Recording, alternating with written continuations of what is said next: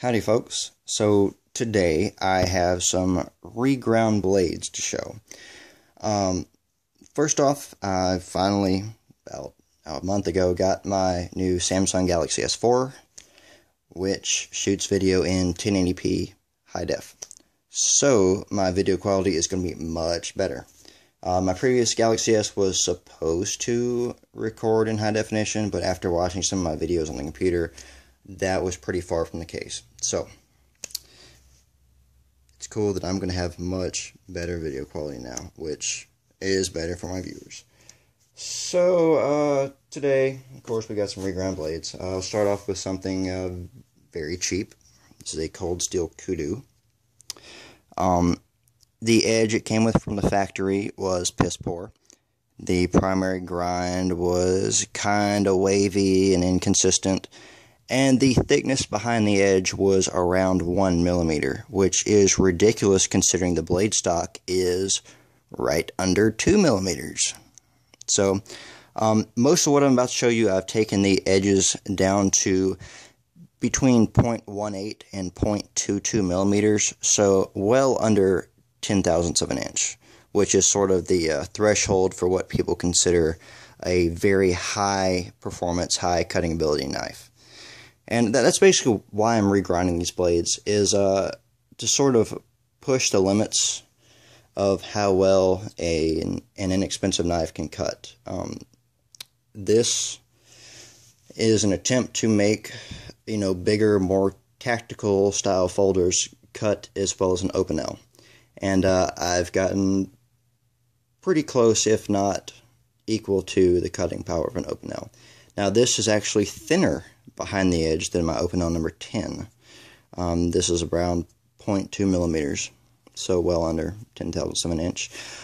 Recently I got some 400 grit aluminum oxide belts, which have allowed me to get the edges a whole lot finer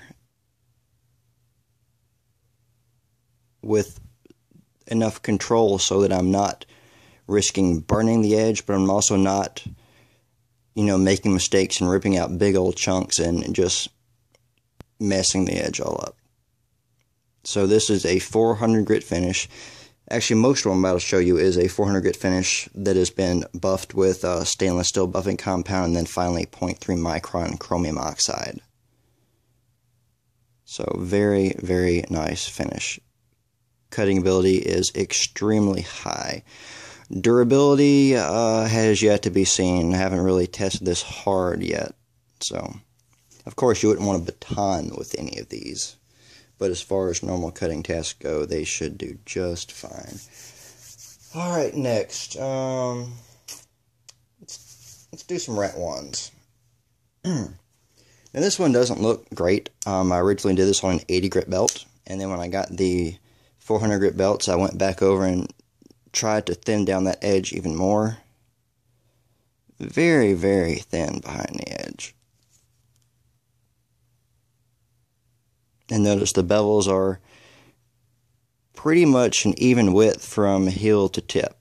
That's also one of the benefits of having the 400 grit belts, is it allows you to sort of fine-tune where you're abrading the metal from. And I will say one of the best aspects of the new belts is that on thin blade stock like the kudu, it actually removes metal much faster than, let's say, an 80 grit belt. It just seems like the actual abrasive particles are much, much sharper on the 400 grit belts. So far, I'm loving them. I'm loving the finish they give me, and I'm loving the control I get when I'm using them. Now, most of these are all full height convexes. I got a new sander recently and can now crank out full height convexes all day long. The sander I was using before that, I could do full flat grinds, no problem. I couldn't do hollow grinds. I couldn't do convexes because of the way the belt and the platen was set up. I really had to work on the corners to try to convex, and then it didn't give me a good edge. But the new sander is great, and I'm good to go as far as full height convexes go. So this is a nice high polished satin finish. again, on these rat ones, I left them a little bit thicker behind the edges than some of the others, because these are more of a harder use knife. Got some oil on here though. A couple of these have oil on there, so it might look kind of smudgy. That's basically just to protect the finish of the blade. Next, alright, here is a Kershaw Compound. This looks kind of goofy. Of course, it's got oil on the blade too. It was a reasonably deep hollow grind, but the metal behind the edge was around 0.7, 0.8 millimeters thick. It didn't cut well anymore. But because the hollow grind was so deep, you still see some remnants of it. It's very heavily on this side. I was able to get most of it out on this side, and I actually took this one to a full 0 grind and then put it on the wicked edge and put an edge bevel on there, because of course a full 0 grind, when we're talking like that thin, actually be thinner if it was still full 0, it wouldn't hold up. It would have 0 durability. First hard thing you cut, it would catastrophically fail. Next, we have a Spyderco Tenacious, everybody's favorite. And my phone is ringing. So, it will stop ringing. When I got this, it was 0.7, 0.8 millimeters right behind the edge, which it's pretty damn thick. That's around 30 thousandths of an inch thick, and it's totally unneeded on a folder. So I took this down to about 0.2 millimeters, which is under 10 thousandths of an inch, full height convex. I've left the edge bevels on all of these because they were very well done, hair whittling edges, and I didn't want to take them off. Plus, having an edge on the convex makes it a little bit more durable. Cutting performance isn't quite as high, but if it sustains damage, it's easier for me to remove it without having to fully reprofile the entire convex edge to sort of blend things together. So it's just easier for me to maintain a V-edge on the full height convex. Now with this too, I also broke and rounded the edges on the G10 handles because they were sort of chamfered at like a 45-degree angle, and it was not comfortable. It kind of dug in your hand. I broke the edges on the stainless steel liners, so those don't dig in your hands. And now this thing fits the hand like a glove. It is extremely comfortable. I would love to have a fixed blade just like this, and it'd be perfect. So this is going to cut much better now, a whole lot more ergonomic. But it takes quite a bit of work to do something like that. Next, we have some old school knives. These are both original Schrade 6 OTs. These were made before Schrade went out of business and Taylor Brands bought the name, so these are the USA made versions. Blade steel on these is kind of uncertain. I've heard several things over the years. I've heard 400 plus series steel. I've heard that they are 440A. I've heard that they are 440C. It just really depends on who you talk to. After grinding a couple of these, I'd be more likely to say that they are either a 440A with a phenomenal heat treat taken to a very high hardness, or they are in fact 440C, because for me to regrind each one of these, it took about an hour on the belts alone. So very, very time consuming. But part of the reason it takes me so long is because I exercise extreme caution when it comes to like overheating the blade. I use ice water to cool the blade, and then I take it to the belt, and I never get the blade above even a lukewarm temperature. So the blade is never anywhere near hot enough to sort of draw out the temper and unheat treat the blade essentially. So I'm able to get extremely close to the edge without risk of overheating the blades by doing that. This one is actually 0.16 millimeters right behind the edge for about 80% of the edge. And then I thickened up the, or I didn't taper the grind as much at the tip because I still wanted a semi-beefy tip that I wasn't worried about snapping off. If we can focus, you could see that. Yeah. It's thick enough to at least be halfway durable now.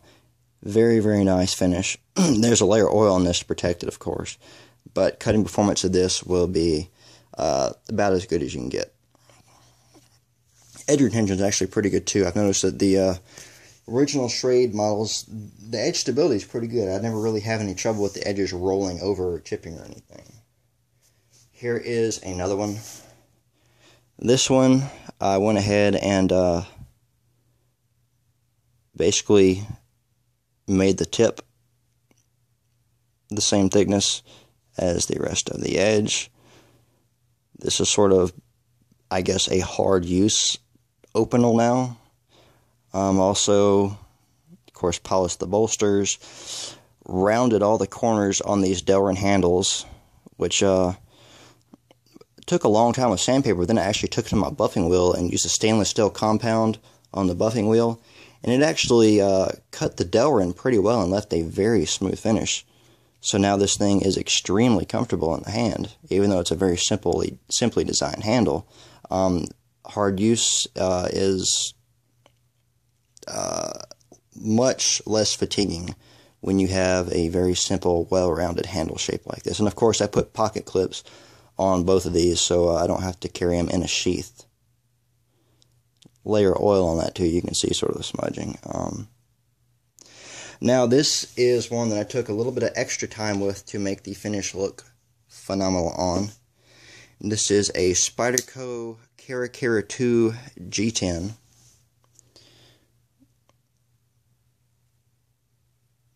Very, very nice finish on this.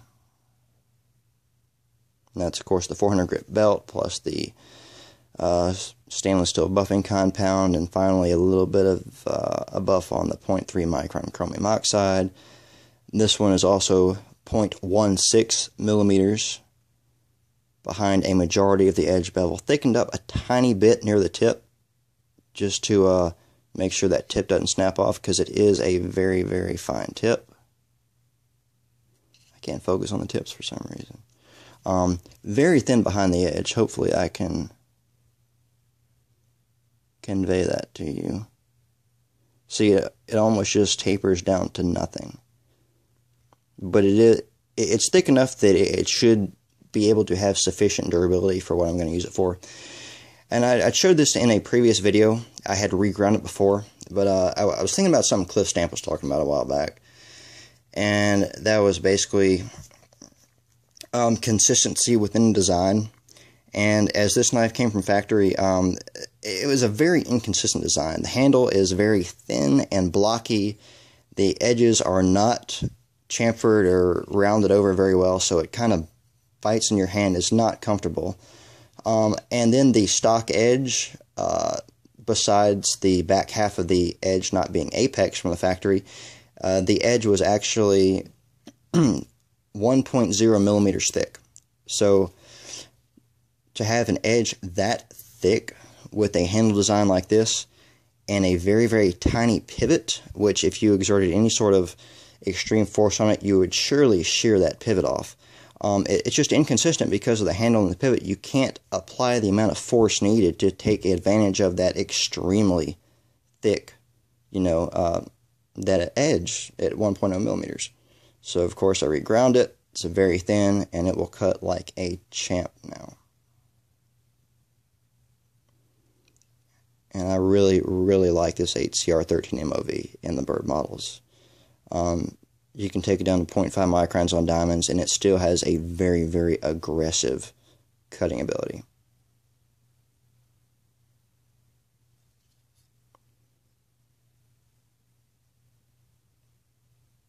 So anyways, thanks for watching, guys, and I will see you soon.